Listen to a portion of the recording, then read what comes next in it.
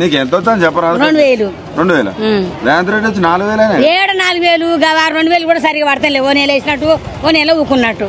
అంతేనా? అవునైనా ఆయన కూడా 4000 ఇద్దాము మాటలకే వచ్చింది. 4000 పింఛన్ ఇస్తా, బస్సు పిరిగి పెడతా. బస్సు కూడా పిరిగి పెట్టే ఆ పిరిగి పడగానే ఊకే పోతాం. మన ఊర్లో పంట ఒక మాట ఎప్పుడో ఒకసారి పోతాం. అమాసపు నన్ను పోతాం కదా బిడ్డ. ఏం పని పెట్టిన బస్సు పిరిగా లేక లేక ఎవడున్నాడు ఇప్పుడు? యాక్చువల్లీ ఆయన మిమ్మల్ని కోటీశ్వరాలు చేద్దాం అనుకుంటాను.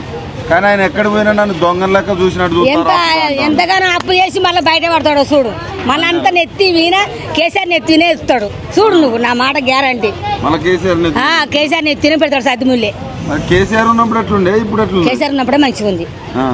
ఎందుకు అప్పుడు ఎందుకు మంచిగా ఉంది, ఇప్పుడు ఎందుకు మంచి లేదు? దేనికై మంచితనం చేసిండు ఆయన తెలుసా? ఇల్లు ఇస్తారట. ఏమో ఇల్లు ఇచ్చినోడికి ఇస్తాడు, ఈయనోడికి ఇస్తలేడు. అది కూడా అదృష్టమే బిడ్డ నిజంగా. నాన్న గ్యాస్ 500 వస్తుందా? గ్యాస్ 500 ఓయమ్మో గ్యాస్ 500 అట. 1,050 ఏమో 1,050 40 500కి ఎవ్వరు ఇవ్వలేదు ఇంతవరకు అయితే. అంతేనా? అవునైనా అబద్ధం ఆడతా నువ్వేమన్నా నీకేమన్నా ఇస్తామా? ఏం చేసిండు ఆయన? పాతదే నడుతుంది. ఏం చేసిండు ఆయన చెప్పు నువ్వే. ఒక బస్సులే బిరి పెడితే అయిపోయింది. ఇక బస్సులో పంట తిరిగితే పొక్కకి ఎవడు పెడతాడు మనకు? కట్టం చేసుకుంటే కడుపు నిడతలేదు. నిజమా మాతోనే అన్నమాట. ఆయన ఏమంటుండే మళ్ళీ నాకు మొగోళ్ళు ఓట్లు లేకుండా ఒకటే ఆడలు నాకు ఓట్లు వేస్తారు, నేను గెలుతా, మళ్ళీ ముఖ్యమంత్రి నేనే అంటా. పొక్క వాలిపోతుంది. మేము ఏనేయం ఇక ఈసారి మేము అసలే వేయం ఇక.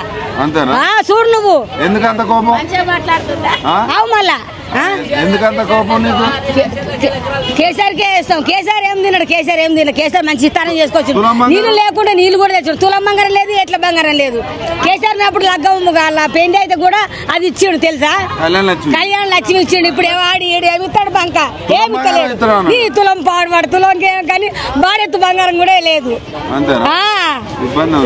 మళ్ళా మొత్తానికి ఒక మాటలో ఈ ప్రభుత్వం ఎట్లుంది? ఏమి ఇచ్చుడు పడదు. ఎట్లా చేసినా వేస్ట్ అయినా మళ్ళా.